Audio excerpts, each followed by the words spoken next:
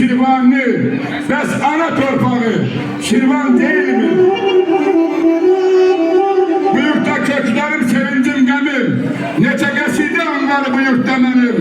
Seydin Sabiri Xəqanlı, Şah Muradoğlu Hacı Muradın, doğma vətənidir Azərbaycanın.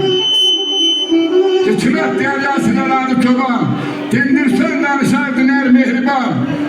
Ayza, bugünkü şamağı bugün Şirvan, qədim torpağıdır Azərbaycanın, qədim sorağıdır Azərbaycanın. Atasından anasından, atasından anasından, gül gezildi, gül gezildi, gül gezildi, gül gezildi, gül gezildi, gül gezildi. Çıkmaz derler tanasından, çıkmaz derler tanasından, gül gezildi, gül gezildi, gül gezildi, gül gezildi. Şirvan şairler vətənidir, Şirvan xaqanlar vətənidir, Şirvan Seyyədim Şirvanlı, Xəqanlı Məhəmməd Hadinin vətənidir.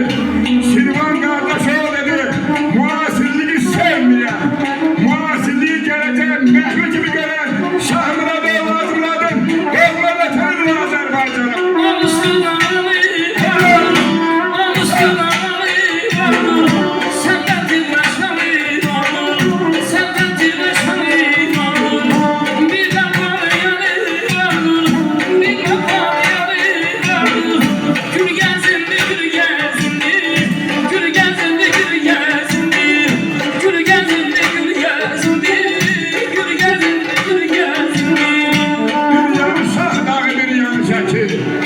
Bir yanı paytaxtım o gözəl Bakı, bir de İristör tümüklərimdən tümük.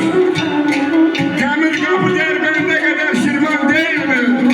Allah dedim Allah, Allah dedim Allah, başa qarab bağlamazım, başa qarab bağlamazım, olmazsa ben bağlamalıyım,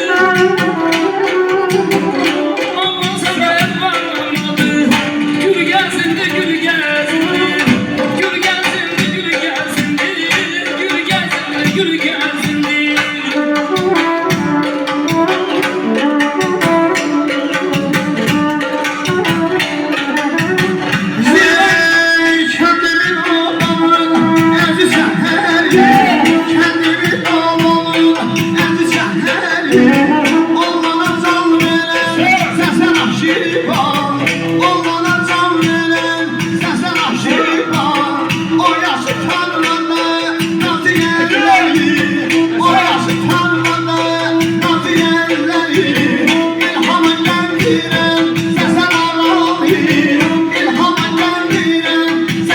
Şirin